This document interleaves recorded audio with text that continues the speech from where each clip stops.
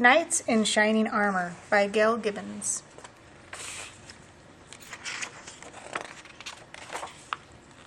The period known as the Middle Ages, from 500 to 1500 AD, was also the age of knights.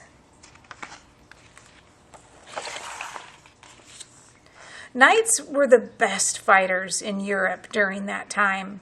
They wore strong armor and fought on horseback with deadly weapons. Their entire way of life was based on warfare. Called ritters in Germany, chevaliers in France, and caballeros in Spain, these fearless warriors pledged their loyalty to their kings, queens, or lords. They agreed to fight their rulers' enemies whenever called upon. In exchange, they were given large plots of land and the right to rule over the peasants who lived and worked on them.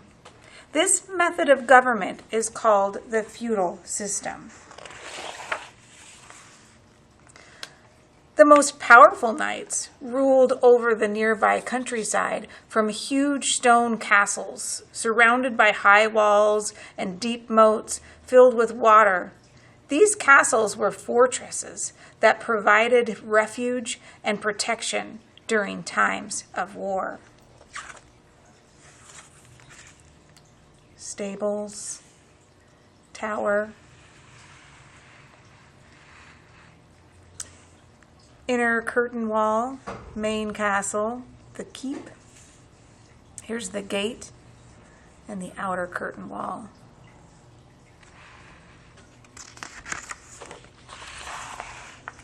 It took many years of training to become a knight. First, at age 7, a boy became a page until his teens.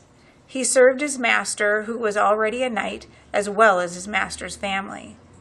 From his master, the page learned how to fight with swords and to hunt using falcons and hawks. To improve his abilities, he played games of skill and strategy. Here's the page. Next, the page became a squire. A squire practiced handling weapons and became a skilled horseman. The squire continued to serve his master and also rode by his side in battle. After years of training and practice, the squire was ready to become a knight. Any knight could grant knighthood to a squire by saying, "I dub thee knight," at a special ceremony. Some squires were knighted on the battlefield as recognition for great bravery during a fight. The new knight was given his weapons and sword by his master or ruler. Now the title Sir was placed in front of his name.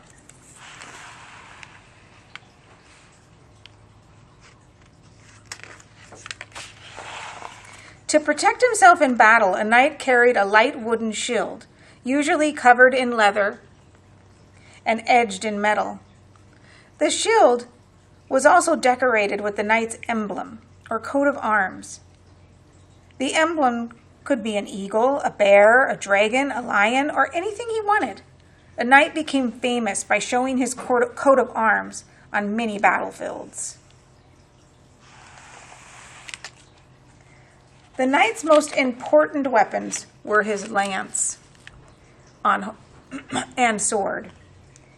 He used the lance on horseback. He pointed it at his opponent and rode toward him as fast as he could.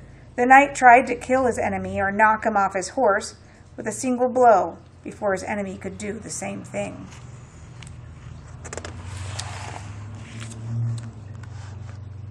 If his lance broke or his enemy forced him off his horse, the knight had to fight with his sword.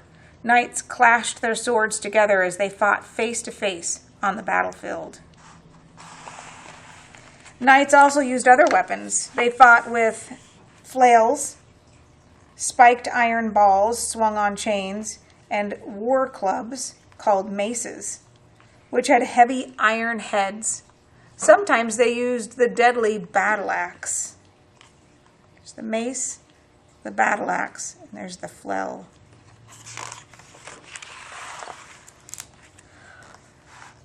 Along with his weapons, A knight needed armor to protect his body during battle. In the early Middle Ages, his armor included a leather garment or a heavy cloth that covered most of the knight's body. On top of this, the knights wore a hauberk, a tunic made of linked iron rings called chainmail. The hauberk had a hood that protected the knight's head and neck. He also wore a steel helmet. In the late Middle Ages, knights' armor was much heavier. It weighed about 55 pounds and was made of strong metal plates lined with soft material to protect the knight's skin. He also wore a helmet with a heavy visor that lowered to cover his face. The whole outfit was so heavy that sometimes a knight needed help mounting his horse. There's the helmet, the visor, shoulder plate, breastplate, elbow cap, gauntlet, the cuisse, and the shin guard. A knight's horse was probably his most valuable possession. Success in battle depended as much on the strength, quickness, and bravery of his horse as it did on his own abilities. Knights gave their horses special names and considered them companions in arms. Battles between knights were not as scary as one might think.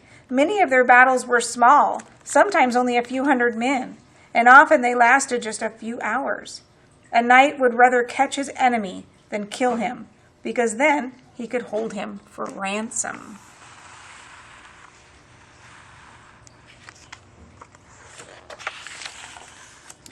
Many battles were fought over land and property disputes.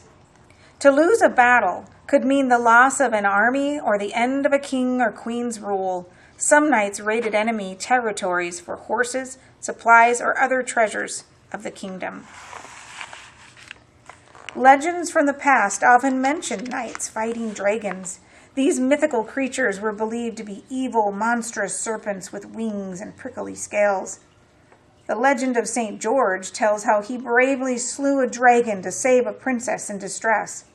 Stories like this one helped keep alive the knights' beliefs in dragons.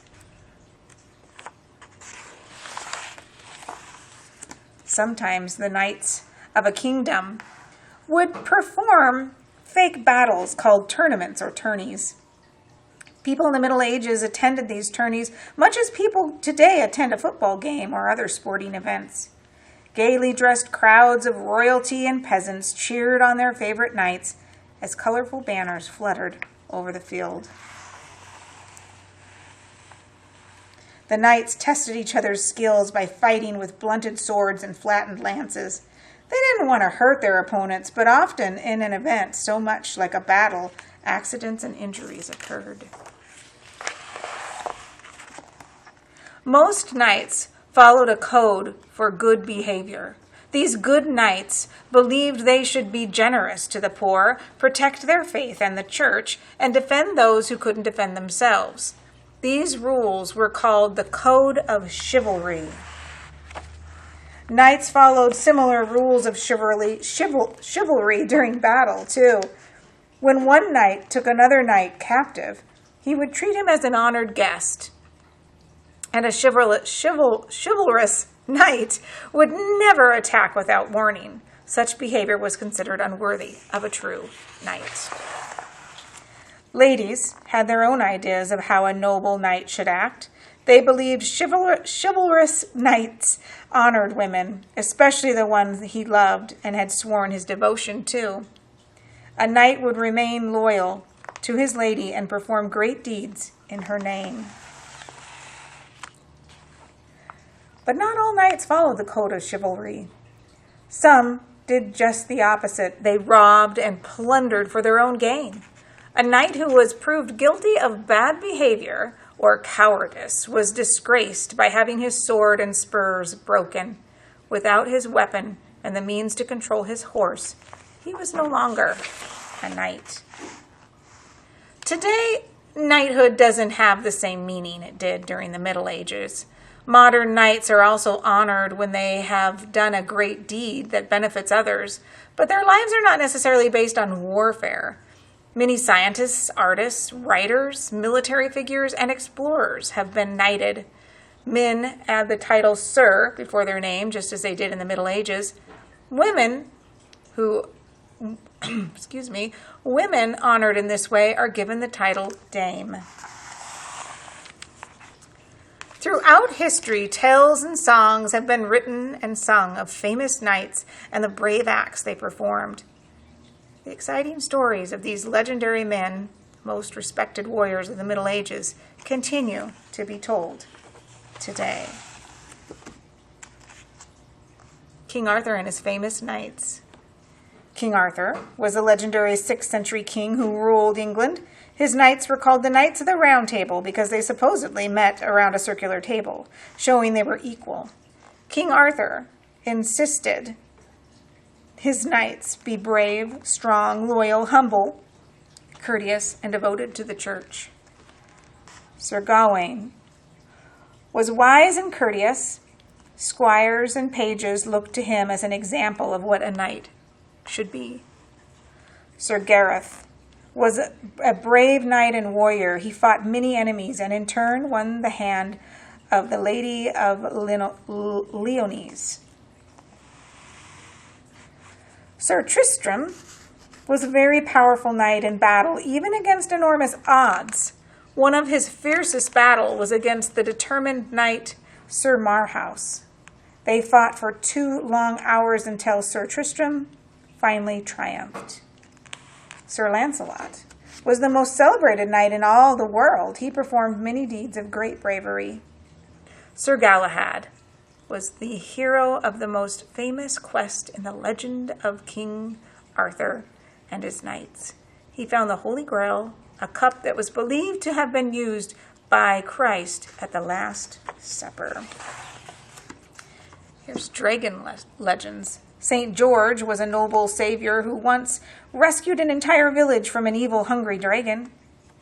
Fafnir was a fearsome, legendary dragon who guarded a cave filled with a great treasure of gold.